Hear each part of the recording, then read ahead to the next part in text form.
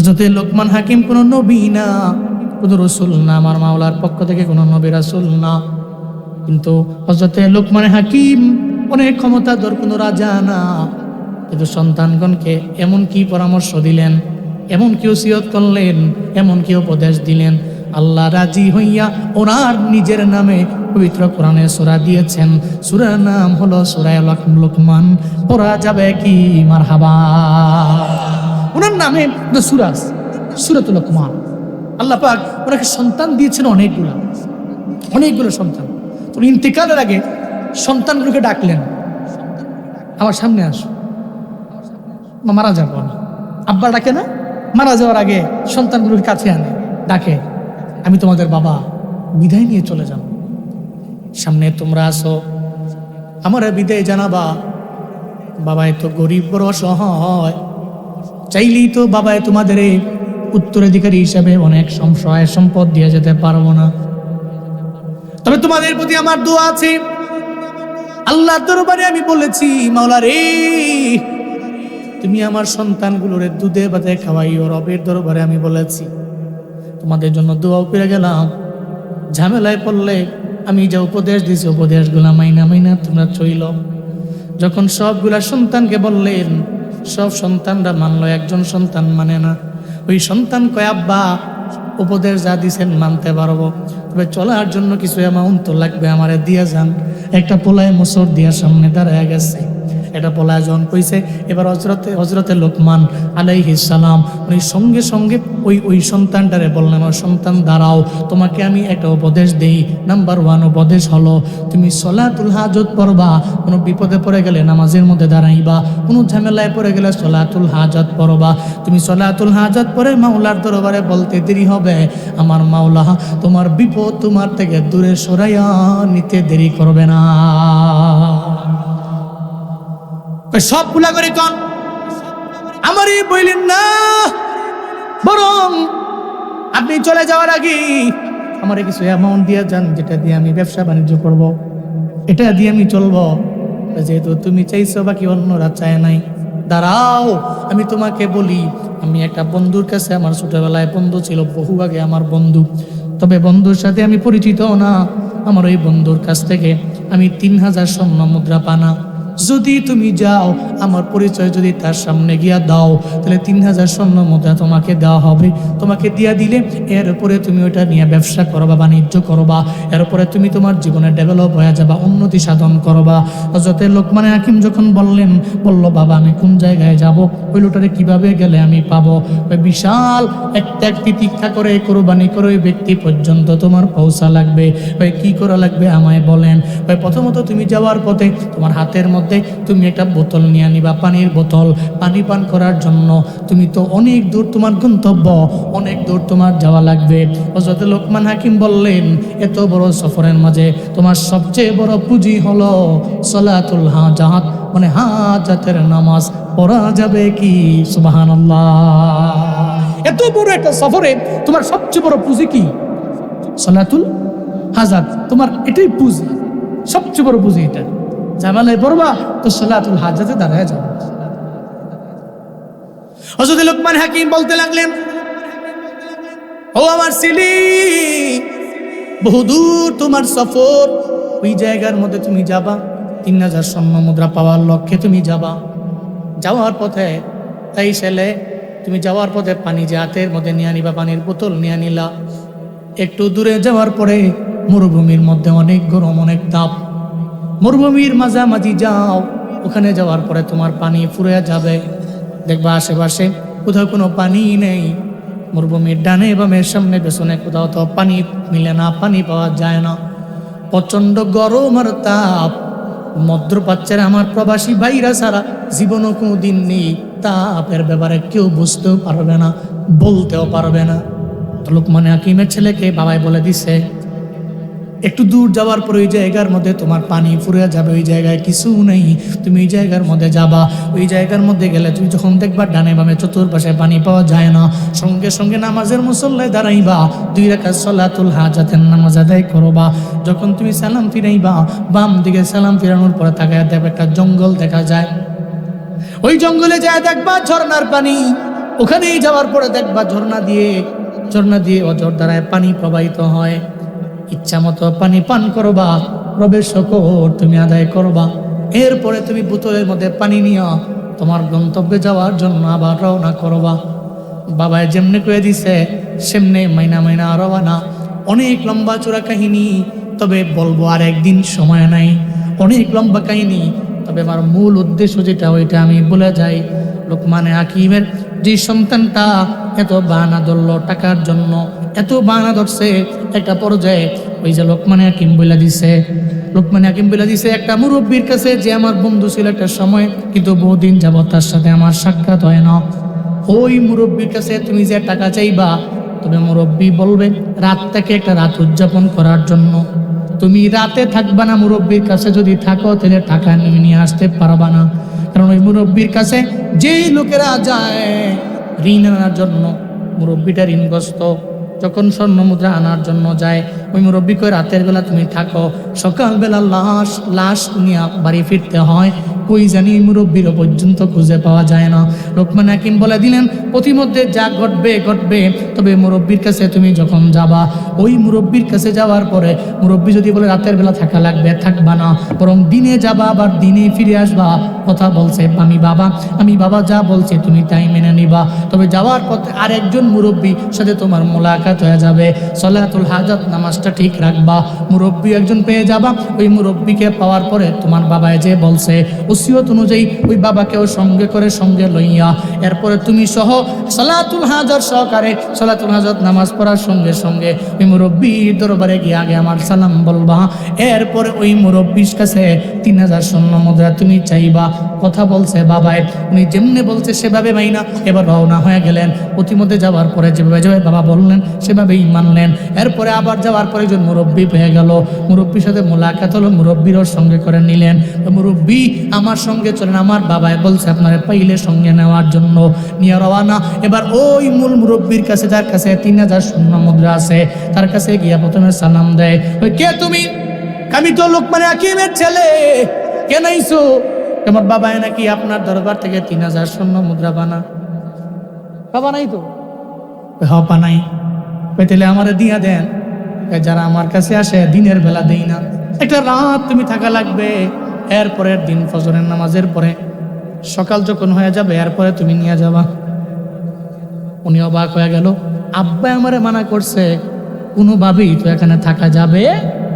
আব্বাই মানা করছে তো আমারে থাকা যাবে না। চিন্তায় পড়ে গেল। এখন সঙ্গে একটা মুরব্বী আছে, যাকে মাঝখানে পর থেকে নিয়ে আইছে। তা আব্বা আবার কুয়ে দিছে, মুরব্বী যা করবে তা শুনে। মুরব্বী জীবনেও করে তোমার কোনো ক্ষতি করবে না, উপকারই করবে। এটা বলার পরে এবার তো না, আমি থাকবো না, আপনি দিনেরটা দিনে দিয়ে দিবেন। আমার আব্বা আপনার কাছে বানা 3000 স্বর্ণ মুদ্রা আমার দিয়ে দেবেন। বলতে লাগলো না, দেওয়া হবে না, শর্ত আছে। শর্ত হইলো তুমি থাকতে হবে, এক রাত এখানে থাকতে হবে। এর পরের দিন সকালবেলা তুমি 3000 স্বর্ণ মুদ্রা বুঝা নিয়ে যাও। কারণ ওই ব্যক্তি ছিল বড় জালিম, সে ছিল চোর। মানুষের টাকায় নিজের পেট বড় করে, মানুষের টাকায় বেগম পাড়ায় বাড়ি বানানো কিছু লোক আসছিল না, ওই লোকদের মতো। ওর কাছে মানুষের টাকার দাম নাই, মানুষের সম্মানের দাম নাই। মানুষ এটা গেছে, তাকে সে এমন তুচ্ছতা চিহ্ন করে, তার সাথে কথা বলতে রাজি না, তার কথা রেসপন্স করতে রাজি না। ওই সমস্ত লোকদের মতো সে ছিল জালেম, বড্ড জালেম। তোর কাছ থেকে যে টাকা পাইতো, নদীর মাঝখানে একটা বাড়ি বানাইছে, 2 তলা বাড়ি। কয়তলা? 2 তলা নদীর মাঝখানে বাড়ি বানাইছে। যেই টাকার জন্য যাইতো, তাদের পাম্পট্টি দিয়া রাত থাকতে হবে, নিচে থাও। তো নিচে যখন শুয়ে পড়তো, ওই এলাকার বাস তো এরা বুঝতো না। রাতের বেলা জোয়ারে পানি আইসা নিচতলায় ঘুমের মধ্যে এমনভাবে পানি ঢুকতো, ওই পানিতে এরা পানি খেয়া পানিতে ডুইবাই লোকেরা মারা যাইত। সে আর তার সন্তানেরা উপরে থাকতো। সকাল যখন হইতো, ওই লাশগুলোকে বিভিন্ন জায়গায় ফেলাই দিত। তো সে ওই তার ঋণ থেকে বেঁচে যাইতো। মূলত তার টার্গেট ছিল, যারা আমার কাছ থেকে টাকা পানা আমি দেনা কোনোভাবেই দিব না, যারা আসবে উল্টা এক রাত এখানে এমনভাবে থাকবে, এখানেই তার পর। লোকমান হাকিম তো জানতেন, সে জানে, এজন্য বারবার বলেছে রাতে থেকো না, দিনের বেলা যাবা, দিনের বেলা স্বর্ণ মুদ্রা নিয়ে আসবা। যে সঙ্গে মুরব্বী আছে না মাঝখানে মুরব্বী, এ মুরব্বী আছে। এবার বলতেছে মুরব্বী আমি কি করতে পারি? মুরব্বী কয় চিন্তা নাই। কই কি কোন চিন্তা নেই? আমার আব্বাই কইছে চিন্তার অভাব নাই। কই না চলো, তোমার আব্বাই তো এটাও বলেছেন আমি জীবনে কোনোদিন তোমার কোনো ক্ষতি চাই না, তোমার উপকারী আমি করব, ক্ষতি আমি তোমার করব না। তোর আব্বাই বলছে না? কই আমার আব্বাই এটাও বলছে। কই চলো না, ওটা যেমনি বলে সেমনি মানি। এবার মুরব্বীকে সঙ্গে করে লইয়া 2 তলা ওই নদীর মাঝখানের ভবনের মধ্যে চলে গেছে। ওই জায়গায় যাওয়ার পরে এবার নিচতলায় শুইতে দিল লোকমান হাকিমের ছেলে, আর ওই মুরব্বী নিচতলায় মধ্যে শুইলেন। উপরে গিয়া ওই যে নষ্ট জালেম মুরব্বী ওই জায়গায় উপরে শুইল। একটা রুমের মধ্যে মুরব্বী, আর একটা রুমের মধ্যে তার সন্তানেরাও আছে। যখন মুরব্বী একটা রুমের মধ্যে আর একটা রুমের মধ্যে সন্তানেরা নিচে, লোকমান হাকিম আর ওই মুরব্বী নিচে শুয়ে আছে। একটা পর্যায়ে কতক্ষণ যায়, লোকমান হাকিমের ছেলে তো ঘুমায় গেছে, মুরব্বী তো ঘুমায় না। মুরব্বী চিন্তা করে, মনে মনে চিন্তা করে কোনো একটা ঝামেলা ওই জায়গায় আছে, কোনো একটা ঝামেলা আছে, কিন্তু রাতের বেলা তার এই বিল্ডিং এর মধ্যে থাকা লাগবে, একটা ঝামেলা তো আছে। সঙ্গে সঙ্গে লোকমান হাকিমের ছেলেকে ঘুম থেকে জাগাইলো। এই ঘুম থেকে জেগে নাও, তুমি ঘুম থেকে জেগে এখনই ওযু করো, এখনই ওযু করে 2 রাকাত সালাতুল হাজাতে দাঁড়ায়া যাও। সুবহানাল্লাহ, জোরে কয় না? সালাতুল হাজাতে দাঁড়ায়া যাও। লোকমান হাকিমের পুত্র দাঁড়ায়া গেছেন। 2 রাকাত সালাতুল হাজাত নামাজের মধ্যে উনি সুন্দর করে দাঁড়ায়া গেলেন। 2 রাকাত নামাজ উনি আদায় করলেন, সালাম ফিরাইল। এবার মুরব্বী কয়ে দাঁড়াও, আমরা 2 জনে মিলে আজকে নিচতলায় থাকবো না, আমরা 2 জনে মিলে আজকে উপরে থাকবো। সুবহানাল্লাহ, জোরে কয় না? নিচতলায় থাকবো না, 2 জনে মিলে উপরে থাকবো।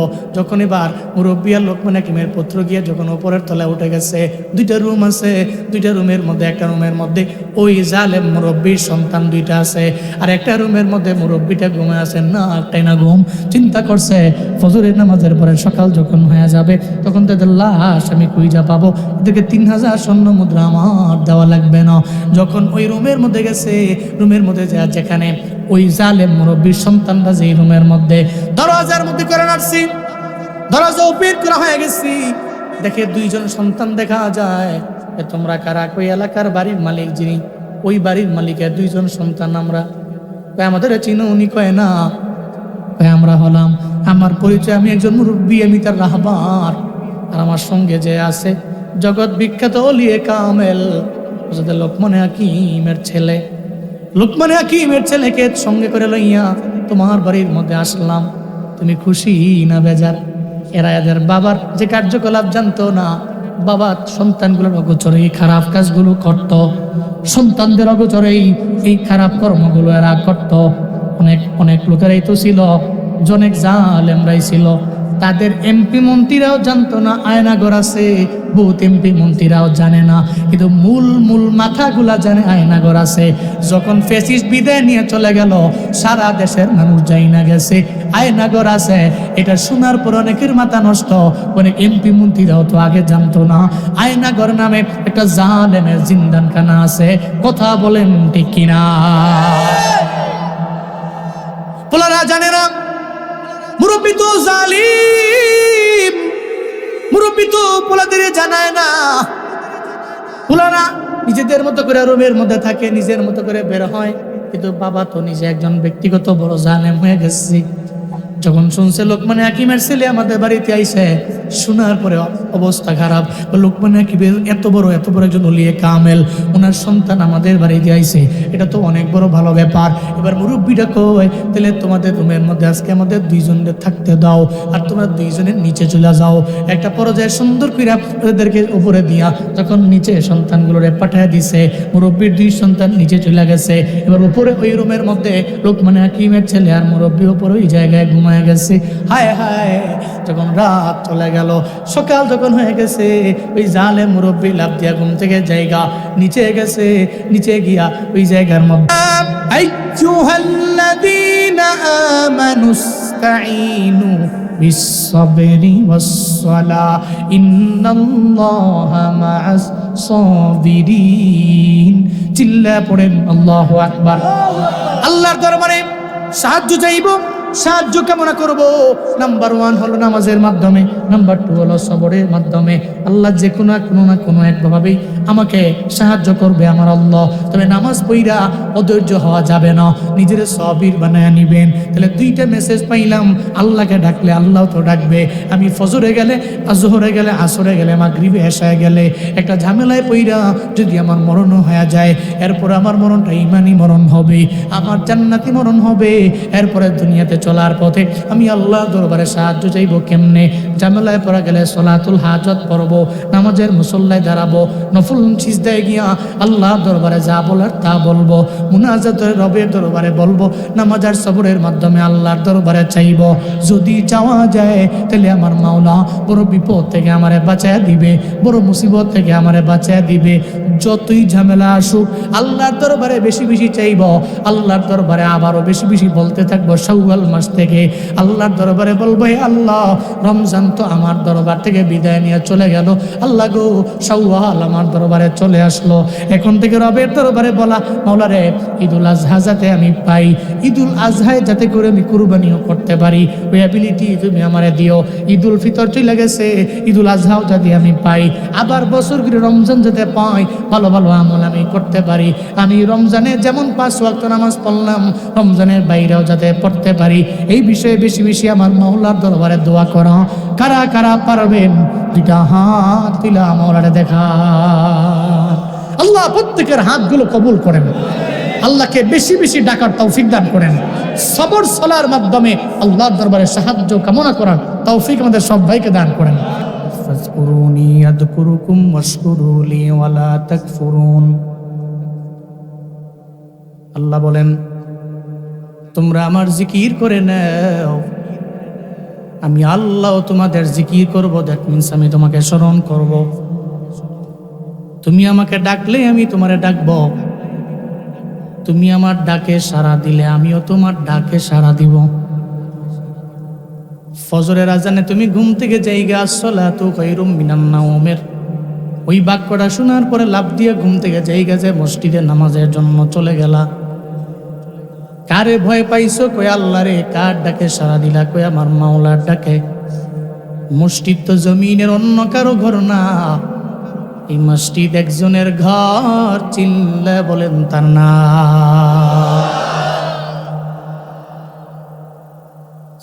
ওই জায়গা তো আমার মাওলার ঘর।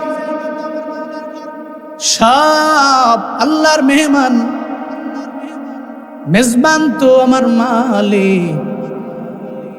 ডাকলেন, আল্লাহর ডাকে সাড়া দিয়ে আপনি চলে গেলেন নামাজের মধ্যে, নামাজ পড়ার জন্য মসজিদের মধ্যে দাঁড়াইলেন। আল্লাহ কয়, তুই আমার ডাকে সাড়া দিয়ে ফজরের মধ্যে আসলা, ফজরের নামাজ পড়ে তুমি সিএনজি নিয়ে বের হয়ে গেলা, ভ্যান নিয়ে বের হয়ে গেলা। তুমি তোমার দোকানদারি করার জন্য দৌড়াইয়া তুগুরিয়া নোয়াপাড়া বাজারের মধ্যে তুমি চলে গেলা, দৌড়ে খিলা বাজারে গেলা। ওখানে গিয়া জোহরের আগেও যদি দোকানের মধ্যে তোমার মরণ হয়, মনে রাখবা তুমি যে আমার ডাকে সাড়া দিয়া ফজরের নামাজের পরে তুমি চলে গেলা, জোহরের আগে মরণ হলেই তোমার মরণ জান্নাতি মরণ। কারণ তুমি আমারে ডাকছো, তুমি আমার জিকির করেছো, তুমি আমাকে স্মরণ করেছো, আমিও তোমাকে স্মরণ করব। এটা আমার কমিটমেন্ট, এটা আমার ওয়াদা। আল্লাহ পাক রব্বুল আলামিন বলেন, জিকির যদি তুমি আমার করো তাহলে আমিও করব। ফাজকুরুনি আযকুরুকুম, যদি তোমরা আমার জিকির করো, আমাকে ডাকো, আমাকে স্মরণ করো, তাহলে আমিও ডাকবো, আমিও তোমাকে স্মরণ করব। যেমন ফেরাউনের বিবি আসিয়া আমার মাওলাকে ডাকলেন, ডাকার কারণে আমার মাওলার দরবারে এত পরিমাণে দামি হয়ে গেল। কত পরিমাণে দামি! আসিয়াকে ফেরাউন বলতে লাগলো, সবাই তো আমারে ক্ষুধা মানে। কি মানে? সবাই আমারে ক্ষুধা মানে। তুমি আমার বিবি, তুমি কেন মানো না? বিবি আসিয়া কয়, আপনার স্বামী হিসাবে যতটুকু সম্মান করেন আমি করতে পারি, শ্রদ্ধা যা জানানোর জানাতে পারি, স্বামী হিসাবে সম্মান যা করার করব, রেসপেক্ট করব, শ্রদ্ধা করব, কিন্তু রব হিসাবে সম্মান করতে পারি না। কারণ জমিনের ফেরাউন তো আমার রব না। আমার মায়ের গর্ভে অল্প অল্প একটু একটু করে যিনি আমাকে বানিয়েছেন, চিল্লা বলেন তিনি কে? ঘরের বউ দিয়ে আমার কথা মানে না, তাহলে অন্যান্য মানুষের আমারে কেমন করে মানবো? অন্যান্য মানুষেরা মানানোর আগে আগে আমার বিবিকে দিয়া আমার কথা মানানো লাগবে। আমি যে খোদা, আমার বিবি বললে সবাই মানবে। আসিয়া কয় আমারে মেরে ফেলেন, কেটে ফেলেন, যাই করেন, হত্যা করেন, এরপরেও আমি আল্লাহকে ছাড়া জীবনও কোনোদিন আমি আপনাকে রব বলে ডাকতে রাজি না। এটা বলার পরেই একটা পর্যায়ে ফেরাউন এত পরিমাণে রাগান্বিত হয়ে গেল, একটা গর্তের মধ্যে ফালাইয়া সব কর্মচারীদেরকে দাঁড় করাইল, চতুর্দিকে দাঁড় করাইয়া ও আসিয়া, এখন তুমি বলো তোমার রব হলো ফেরাউন। আসিয়া গর্তের মধ্যে দাঁড়াইয়া লম্বা একটা শ্বাস নিয়ে সঙ্গে সঙ্গে বলল, ফেরাউন আমার রব হতে পারে না, আমার রব হলো আমার আল্লাহ। চিল্লায় পড়া যাবে কি মারহাবা? জমিনের কোন ব্যক্তি আমার রব হবে? রবকে? চতুর্দিকে কর্মচারী আছে না নাই? ফেরাউনের 5টা গোলামরা আছে, হাতের মধ্যে পাথর আছে। কি আছে? পাথর আছে। ফেরাউন কয় তুমি বিবি হতে পারো, কিন্তু তোমার কাছ থেকে যদি আমি যে খোদা, আমি যে রব, নাউজুবিল্লাহ পড়বেন না, এ বিষয়ে যদি তোমার জবান দিয়ে আমি বের করে দিতে না পারি, তাহলে বিবি ঘরের বউ কথা শুনে না, চতুর্দিকের মানুষেরা আমার কথা কেমনে শুনবে? এই তুমি বলো আমি তোমার রব। কয় না, জীবনও কোনোদিন আপনি আমার রব নন। রব্বি আল্লাহ, আল্লাহু আকবার। আপনি তো আমার রব নন, রব তো আল্লাহ। মাথা গরম না ঠান্ডা? কঠিন গরম ফেরাউনের। কর্মচারীদেরকে বলতে লাগলো, কর্মচারীরা এবার পাথর দিয়ে আঘাত করো। যখন পাথর দিয়ে আঘাত করতে লাগলো, বিবি আসিয়া তো গর্তের মধ্যে দাঁড়ায় আছে। একটা পর্যায়ে গর্তের মধ্যে দাঁড়ায় আছে, ওই গর্তের মধ্যে হাতে মারে, গলায় মারে, বিভিন্ন শরীরের অংশে মারে। বিবি আসিয়ার দেহ ফেটে রক্ত যখন বের হয়ে যায়, বিবি আসিয়া কয় মাওলা রে, ফেরাউন আমারে মারে, তবে আমি ফেরাউন রে রব বলতে রাজি না। তোমার এমন প্রেমে আমি পইরা গেলাম, তোমার এমন ভালোবাসায় আমি পইরা গেলাম, তোমার তাওহীদের বাণী আমার কাছে এত পরিমাণে মধুময়, জমিনের সমস্ত শত্রুরা, দুশ্মনেরা যদি আমাকে মারতে আরম্ভ করে, আমি এদের প্রহারকে প্রায়োরিটি দিতে পারি না, কারণ তোমার প্রেমে আমি পরিপূর্ণ মজে গেলাম, তোমার ভালোবাসায় আমি পরিপূর্ণ মজে গেলাম। আল্লাহ কয়, এই বিবি আসিয়া, চিন্তা নাই, আমি আল্লাহ তো ওয়াদাবদ্ধ। ফাযকুরুনি আযকুরুকুম, তুমি আমারে ডাকলা, আমিও তোমারে ডাকবো, তুমি আমাকে স্মরণ করলা, আমিও তোমাকে স্মরণ করব। একটা পর্যায়ে মাথা বরাবর যখন একটা আঘাত করলো পাথরের মাধ্যমে, মাথাটা ফেটে খান খান হয়ে রক্তে পুরা বডিটাই রঞ্জিত হয়ে গেল। এই পর্যায়ে যখন জমিন থেকে বিদায় নিয়ে চলে যাবে বাপ, আল্লাহকে, ও জিবরাইল যাও না, বিবি আসিয়ার দরবারে তুমি যাও। ও জিবরাইল আমার, আমি তোমাকে পাখা দিয়েছি, ডানা দিয়েছি 600, ওই ডানার মধ্যে তুমি জান্নাতটাকে নাও, যেটা আসিয়ার জন্য আমি স্পেশাল করে বানাইলাম। আমি তো আসিয়ার কাছে ওয়াদাবদ্ধ হয়েছি, সে যদি আমার জিকির করে আমিও তারে স্মরণ করব, আমি জমিনের মধ্যে তাকে জান্নাত দেখায় দিবার চাই। যখন এই কথা বললাম, জিবরাইল এবার জান্নাতটাকে ডানার মধ্যে লইয়া বিবি আসিয়ার চোখের সামনেই না ডানার মধ্যে দিয়া ধরল। আসিয়া কয়, কে তুমি? আমি জিবরাইল। কেন আইছো? আল্লাহ পাঠাইছেন। হাতের মধ্যে ডানার মধ্যে কি নিয়ে আইছো? কয় আপনার জান্নাত নিয়ে আইছি, যেই জান্নাতটা বড্ড মায়া করে আল্লাহ আপনার জন্য বানাইছেন। ডানার মধ্যে জান্নাতটাকে নিয়ে আপনার সামনে ধরলাম। ওই জান্নাতের মধ্যে কে থাকবে? আপনি থাকবেন। শুধু তাই না, আপনার মৃত্যুর আগে, মরণের আগে সুসংবাদ দেওয়ার জন্য আসলাম। ও আসিয়া, এই জান্নাতের মধ্যে আপনি একা থাকবেন এমন না, বরং জান্নাতের মধ্যে আপনি জমিনের মধ্যে স্বামীর আদর ঠিক মতো আপনি পান নাই, স্বামীর পক্ষ থেকে যেই মায়া মমতা পান নাই, জান্নাতের মধ্যে আমার আল্লাহ আমার মদিনাওয়ালা নবীর সঙ্গে আপনার সঙ্গে বিবাহ বন্ধনে আবদ্ধ করবে। সেই জান্নাত জমিনের মধ্যে আমি আপনাকে দেখায় দিলাম, এই জান্নাতের মধ্যে থাকবেন আপনি আর দুজানের বাদশা নবী হযরত মুহাম্মদুর রাসূলুল্লাহ সাল্লাল্লাহু আলাইহি ওয়াসাল্লাম। চিল্লা পড়া যাবে কি সুবহানাল্লাহ? এমন এক জান্নাত আল্লাহ বানাইছেন আপনার জন্য, ওই জান্নাতে আপনার সঙ্গে বিবাহ বন্ধনে আবদ্ধ হবে নবীজি। যেই নবীরে না বানাইলে আল্লাহ জান্নাত বানাইতো না, যেই নবীরে না বানাইলে আল্লাহ জাহান্নাম বানাইতো না, যেই নবীরে না বানাইলে আল্লাহ আপনাকে বানাইতো না, যেই নবীরে না বানাইলে জমিনের কোনো ব্যক্তি, মানুষ, পশু পাখি আল্লাহ বানাইতেন না। যেই নবীকে না বানাইনি আল্লাহ মাখলুক বানাইতেন না, ওই পয়গম্বরের সাথে আপনার ওই হাসরের ময়দানে জান্নাতের মধ্যে বিবাহ বন্ধনে আপনি আবদ্ধ হবেন। জমিনের মধ্যে যদিও স্বামী আপনাকে মায়া করলো না, মমতা দেখাইল না, এমনকি জীবনের শেষ মুহূর্তে পর্যন্ত আপনার মাথা বরাবর একটা পাথর মারত, যেই স্বামী দ্বিধা করলো না, আপনি স্বামীর হক পরিপূর্ণ বুঝে পাবেন, তবে জান্নাতের মধ্যে পাবেন। একটা পর্যায়ে ফেরাউন তার সামনে, এবার কর্মচারীরাও সামনে, জিব্রাইল ডানার মধ্যে লিয়া জান্নাত নিয়ে আসলো। এটা তো ফেরাউনও বোঝে না, ফেরাউনের চেলা ফেলা কর্মচারীরাও বুঝে, এরা কেউ বুঝে না। যতই আঘাত করে, একটা পর্যায়ে বিবি আসিয়া চেহারার মধ্যে হাসি দেখা যায়, চোখের মধ্যে মুখের মধ্যে একটা হাসির ভাব দেখা যায়। ফেরাউন কয়, কিরে এত মারি, এত প্রহার করলাম, এত আঘাত করলাম, কিন্তু এরপরেও কেন সে কাঁদে না, কেন সে মুস্কি মুস্কি আসে? যখন ফেরাউন কয়, এই আসিয়া তোমার এত মারলাম, কেন তুমি আসো? আসিয়া কয়, আমার চিন্তা নেই, যে মাওলার জিকির করছি রে ফেরাউন, ওই মাওলাও তো আমার ডাকছে, ওই মাওলাও তো আমাকে আখেরাতে যে জান্নাত আমাকে দিবেন, ওই জান্নাতের ব্যাপারে যে আমার সাথে আমার মাওলা ওয়াদাবদ্ধ হয়েছেন, আখেরাতে আমি মরণের পরে যেই জান্নাতটা পাবো, ওই জান্নাত আমি দেখে ফেলেছি। এই জন্য আমি কান্না করতে পারি না, আমি কান্নাও করি না, কারণ আমার মরণ বরণ হতে দেরি হয়ে যাবে, জান্নাতে যাইতে আমার দেরি হবে না। চিল্লে আল্লাহু আকবার।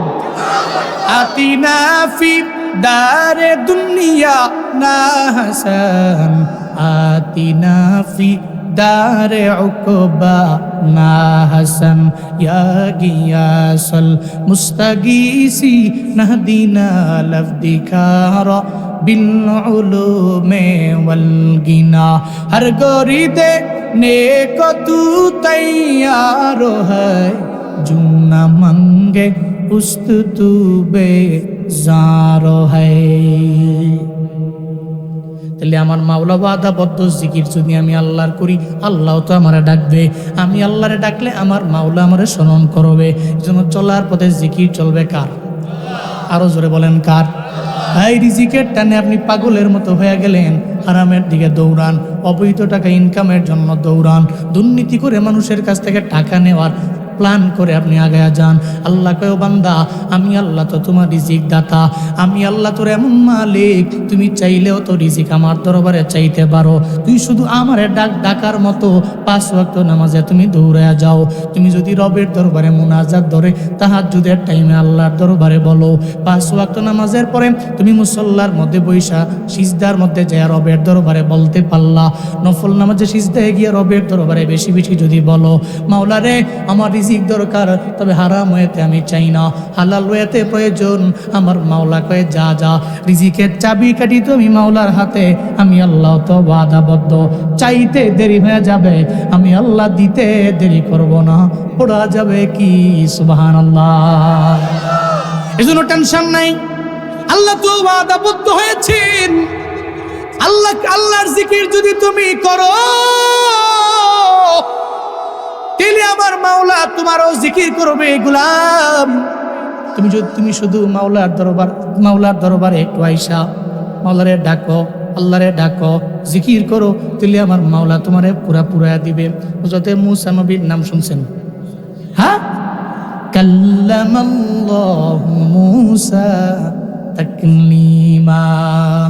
চিল্লায় আল্লাহু আকবার। আল্লাহর সঙ্গে এত কথা বলে, কালিমুল্লাহ বাদী অনেক কথা বলে। হঠাৎ করে একদিন তুর পাহাড় থেকে কথা বলে উনি যাবে বাসার দিকে রওনা। যাওয়ার পথে হযরত মূসা নবীর হঠাৎ করে চিন্তায় পড়ে গেলেন, পরিবারের চিন্তা। কিসের? পরিবারের একটা ছোটখাটো বিষয়, রিজিকের বিষয় উনি চিন্তায় পড়লেন। আল্লাহ তো জানেন অন্তরের খবর, জানেন না? আপনার মনে কি আছে না আছে, কি গোপন করছেন, কি প্রকাশ করছেন, এই সব বিষয় কে জানেন? এই জন্য নিয়ত খুব ইম্পর্টেন্ট। মনে কি চলে এটা ইম্পর্টেন্ট। হয়তো আপনার আব্বাই জানে না, আম্মাই জানে না, পরিবার জানে না, কেউ জানে না, কিন্তু আপনার মনে কি চলে আপনি জানেন, আর কে জানে? এই জন্য সাবধান, বি কেয়ারফুল। মনে কি চলে না চলে খুব সাবধানে চিন্তা ভাবনা করেন, যে আল্লাহ তো জানে। আলিমুল গায়বি ওয়াশ শাহাদাতি হুয়ার রাহমানুর রহিম। চিল্লায় পড়েন আল্লাহু আকবার। আল্লাহ পাক বলেন আলিমুল গায়বি ওয়াশ শাহাদা, অদৃশ্য এবং শাহাদার ইলমের আলেম তো জমিনের অন্য কেউ না, আমি আল্লাহ অন্য কাউকে পাওয়ার দেই নাই, বরং গায়ব এবং শাহাদার জ্ঞানে জ্ঞানী একমাত্র হুয়ার রহমানুর, উনি তো আমার মাওলা। আল্লাহ কয় আমি আল্লাহ মনের ব্যাপারে জানি। মুসা নবী চিন্তায় পড়ে গেলেন, একটা পর্যায়ে চিন্তায় পড়ে উনি মনে মনে ভাবতে লাগলেন, হায় রিজিকের ব্যাপারে চিন্তা। আল্লাহ কয় মুসা নবীর একটা পরীক্ষার মধ্যে ফালাইয়া দেই, অথবা ওনারে দেখাইয়া দেই রিজিকের ব্যাপারে ওনার কোনো চিন্তা নাই। উনি যদি মাওলারে ডাকতে পারে, মাওলাও তো ওনারে ডাকবে। উনি যদি আল্লাহকে স্মরণ করে, আল্লাহ তো ওনাকে স্মরণ করবে। আল্লাহ কয় নবী মুসা হাতের মধ্যে কি আছে? কয় লাঠি। কয় লাঠি দিয়ার সামনে কি আছে? কয় সখর, একটা পাথর আছে, পাথর। ওই পাথরের মধ্যে লাঠি দিয়ে একটা মারেন বাড়ি। কি করেন? হাতের মধ্যে লাঠি, কত পাওয়ারফুল! যে লাঠির এত পরিমাণে বরকত, তুই লাঠি দিয়ে নীল নদের মধ্যে বাড়ি মারল, রাস্তায় একটা না দুইটা না, বরং হয়ে গেল কয়টা? 12টা। আল্লাহু আকবার। ওই লাঠি হাত থেকে যখন জমিনের মধ্যে পড়লো, সর্প হয়ে গেল, সাপ হয়ে গেল। ওই লাঠির এত পরিমাণে পাওয়ার। আল্লাহ কয় মারেন বাড়ি, সামনে কি? কয় পাথর। লাঠি দিয়া বাড়ি মারেন। উনি মারলেন, লাঠি দিয়া বাড়ি মারার পরে পাথরটা দ্বিখণ্ডিত হয়ে আর একটা বড় পাথর বের হয়ে গেল। এরপরে আবার কয় নবী মুসা আবার ওই পাথরের মধ্যে লাঠি দিয়ে আবার বাড়ি মারেন। যখন আবার বাড়ি মারলো, ওই পাথরটা ভেঙ্গে আর একটা পাথর দ্বিখণ্ডিত হয়ে আর একটা পাথর বের হয়ে গেল। দুইবার। এরপরে আবার কয় মারেন আবার। তৃতীয়বার যখন আবার মারতে বললেন, আবার মারলো। তৃতীয়বার আরেকটা ছোট পাথর বের হয়ে গেছে। সুবহানাল্লাহ পড়বেন না? বাড়ি মারছে কয়বার? পাথর হয়েছে কয়টা? কয়টা? প্রথম বাড়ি মারছে, ফেটে বের হয়েছে একটা। আবার বাড়ি মারছে, ফেটে বের হয়েছে আর একটা। আবার বাড়ি মারছে, ফেটে বের হয়েছে 4টা। কয়টা? 4টা পাথরের ভিতরে। হযরত মুসা নবী তাকায় দেখে, বাড়ি মারলাম 3টা, 4টা পাথরের ভিতরে ওই জায়গার মধ্যে ছোট একটা পোকা দেখা যায়। তবে সাধারণ মানুষ নিজের চোখের মাধ্যমে এটা দেখবে না। জাররা পরিমাণ একটা পোকা, জাররা পরিমাণ একটা পোকা। জাররা মানে কি? আপনি খালি চোখে জীবনে কোনো দিনই জাররা দেখতে পাবেন না। একটা বালুকণাকে যদি 70টা ভাগে ভাগ করা হয়, তাহলে ওই একটা ভাগ হবে জাররা। দেখবেন, চোখে দেখবেন। জাররা পরিমাণ একটা প্রাণী। ওই পাথরের বিভিন্ন জায়গার মধ্যে, একটা জায়গা থেকে আর একটা জায়গার মধ্যে ঘুরে বেড়ায়, একটা পাথর থেকে আর একটা পাথরের মধ্যে যায়, একটা কোণা থেকে আর একটা কোণায় যায়। আবার ওই প্রাণীর মুখের মধ্যে খাবারও দেখা যায়। খাবার দেখা উনি বড্ড অবাক হয়ে গেল। এই প্রাণী, এই জায়গার মধ্যে তুমি থাকো, আবার তোমার মুখের মধ্যে খাবার। মুসা নবী অবাক হয়ে গেল। আল্লাহ মুসা নবীর চোখ যেমন ক্ষমতা দিলেন, এবার কানের পাওয়ার আমার মাওলা দিয়া দিলেন, কানের ক্ষমতা আমার আল্লাহ পাক দিয়া দিলেন। মুসা নবী দেখে রে, ওই পাথরের বিভিন্ন জায়গা দিয়া ওই ছোট্ট একটা প্রাণী বিভিন্ন জায়গার মধ্যে ঘুরে বেড়ায়। মুসা নবী শুনতে পায় ওই জায়গার মধ্যে সে বলতে লাগলো, সুবহানা মাইয়া রানী, সুবহানা মাইয়া রানী, পুত পবিত্র আমার মাওলা, আমার আল্লাহ, আমার এমন রব, এই পাথরের ভিতরে জমিনের কেউ আমার দেখে না, তবে একজনে দেখে। চিল্লা বলেন তার নাম। আল্লাহকে বলতে লাগলো, মাওলা রে, তুমি আমার এই পাথরে দেখতে পাও। শুধু তাই না, 4টা পাথরের ভিতরে এই জায়গার মধ্যে ওয়ারযুকুনি, তুমি তো আমার রিজিক দাও। সুবহানাল্লাহ, জোরে কয় না? এই পাথরের ভিতরে তুমি আমারে দেখো, আবার তুমি আমারে রিজিক দাও। ওয়াজকুরুনি, তুমি তো আমারে স্মরণ করো। তিনি মাওলা তো আমারে স্মরণ করে, আমি যখন তারে ডাকি তিনি আমার ডাকে সাড়া দিয়ে দেয়। শুধু তাই না, জীবনে কোনোদিন একটা দিনের জন্য, একটা বারের জন্য, একটা সময়ের জন্য, একটা সেকেন্ডের জন্য ওয়ালা ইয়ানসানি, তিনি আমাকে বিন্দু মাত্র পরিমাণ ভুলেও যায় না। আমি ওনাকে ডাকলে উনিও আমার ডাকে সাড়া দেয়। শুধু তাই না, উনি দেখে আমি কোন জায়গা থেকে কোন জায়গায় যাই। এই চারটা পাথরের ভিতরে আমার জন্য খাবারের ব্যবস্থাও তো উনি করে। হযরতে মূসা নবী বড় অবাক হয়ে গেল। আমি তুর পাহাড় থেকে আমার বাড়ি যাই, চিন্তায় পড়ে গেলাম, পরিবার নিয়ে চিন্তা, আমার রিজিক নিয়ে চিন্তা। আমি চিন্তায় পড়ে গেলাম, আমি আমার পরিবার নিয়ে কেমনে চলবো। অথচ আমার মাওলা, আমার মালিক কেমন রব। এই চারটা পাথর, এই পাথরের ভিতরে ছোট্ট একটা যারা পরিমাণ প্রাণী, এই প্রাণী এক জায়গা থেকে আর এক জায়গার মধ্যে যায়। ওই প্রাণীও আমার মাওলার গুণগান গায়, ওই প্রাণীও আমার মাওলার জিকির করে। আবার আল্লাহর ব্যাপারে বলে, আল্লাহ আমারে দেখে, আল্লাহ আমার স্মরণ করে, আল্লাহ আমার একটা সেকেন্ডের জন্য ভুলে যায় না।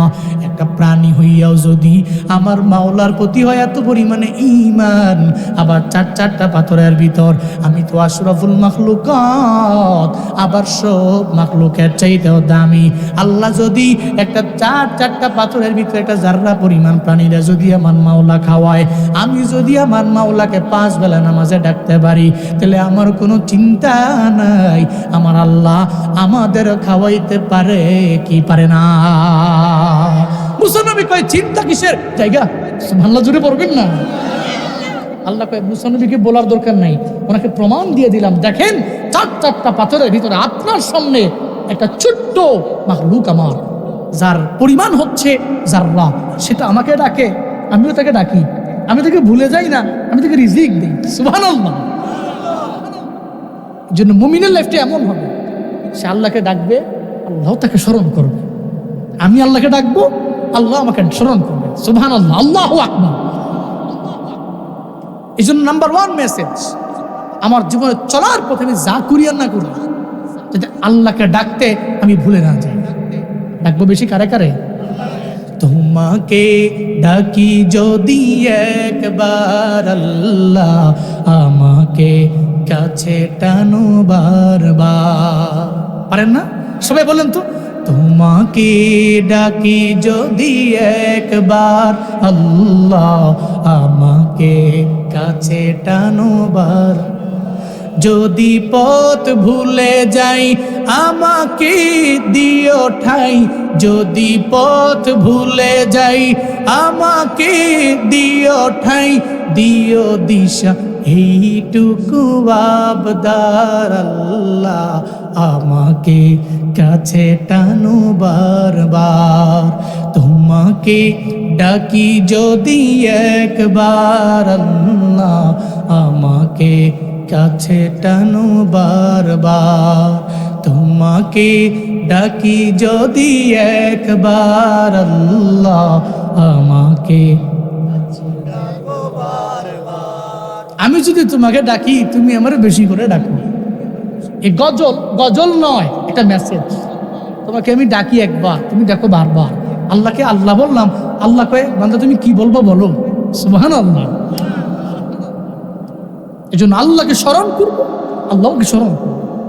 সাবধান, ফাজকুরুনি আযকুরুকুম ওয়াশকুরুলি ওয়ালা তাকফুরুন। এবার আল্লাহ বলছেন, তুমি ডাকছো, ডাকার পরে পাও নাই, তুমি আমাকে ভুলে যাও না। ওয়াশকুরুলি, আমার শুকর করো। কি করো? এই জন্য জীবনে চলার পথে আমি গরিব আছি তো আলহামদুলিল্লাহ, ধনী হয়েছি তো আলহামদুলিল্লাহ, মধ্যবিত্ত আছি তো আলহামদুলিল্লাহ। আপনি আলহামদুলিল্লাহ বলতে শিখেন, বারবার বলেন, সব সময় বলেন, সর্বহালাতে বলেন, ফিল পাবেন, সুকুন পাবেন, রহমত পাবেন। এটা বলতে শিখেন। আমাদের সমাজে অনেকে আছে, এই যে আচ্ছা হ্যাঁ, স্বেচ্ছাসেবক হলে আরো বেশিক্ষণ বইতে হলো, উড়ে গেলে আরো আছে না, বহুত লোক আছে, বসেন, পরিবেশ নষ্ট করা যাবে না। জোরে কোন সুবহানাল্লাহ। রাগ করতেছেন নাকি আপনারা? কোন আলহামদুলিল্লাহ। আরো জোরে চিল্লায় আল্লাহু আকবার। সুবহানাল্লাহ ওয়ালহামদুলিল্লাহ লা ইলাহা। সবাই সুবহানাল্লাহ ওয়ালহামদুলিল্লাহ। তুমি বাঁচাও তুমি মারো, অবিরত ক্ষমা করো, তুমি বাঁচাও, তুমি মারো, অবিরত ক্ষমা করো।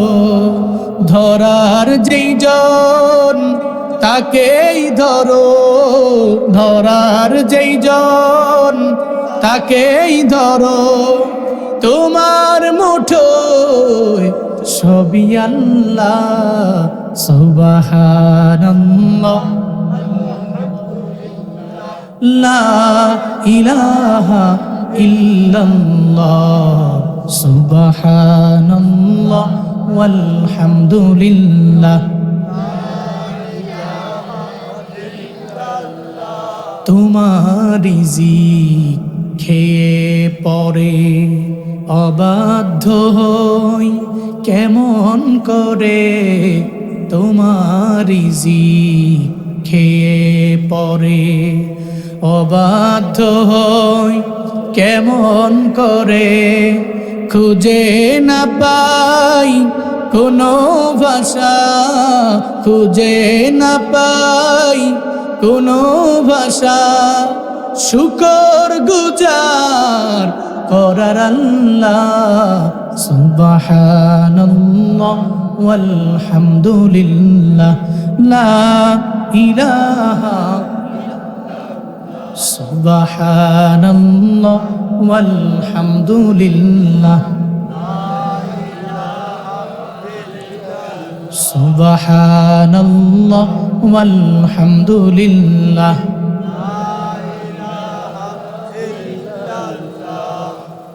তাসবিহ জপলাম কার? জি। তাহলে নাম্বার 1 হচ্ছে জিকির করবো আল্লাহ, সাবধান। এরপরে আল্লাহ বলছেন ওয়াশকুরুলি, তুই জিকির করার পরে চিন্তা করলা আমি তো আল্লাহকে ডাকলাম, কিন্তু আল্লাহ তো ডাকে সারা দিল না।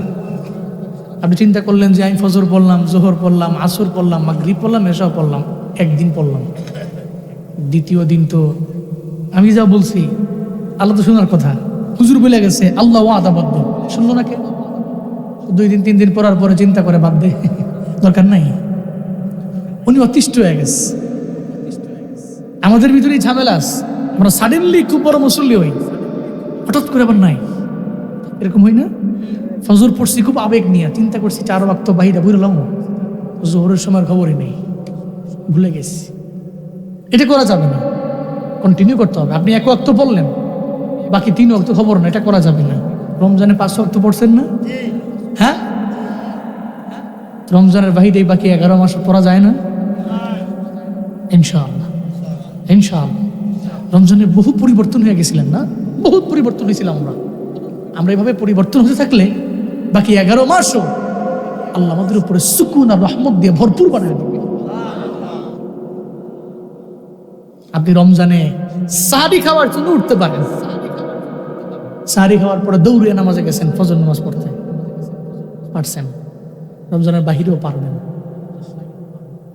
এটা শুধু আপনি একটু ডিসিশন নেন, একটু সিদ্ধান্ত নেন যে আমি পারবো। অফকোর্স আপনি পারবেন, এতে কোনো সন্দেহ নাই। নিয়ত করেন, রমজানটা গেছে। আর যদি চিন্তা করেন শয়তান তো অলরেডি ছুটে গেছে, তাহলে আমি তো রমজানে যাই মোটামুটি শয়তান ছিলাম, ছোট শয়তান, এখন বড় শয়তানের কাছে সবক টবক লিয়া রমজানের বাহিরে আবার আগের মতো আকাম রুকাম যা আছে শুরু করি। না, এটা করেন না বাপ, এটা করেন না।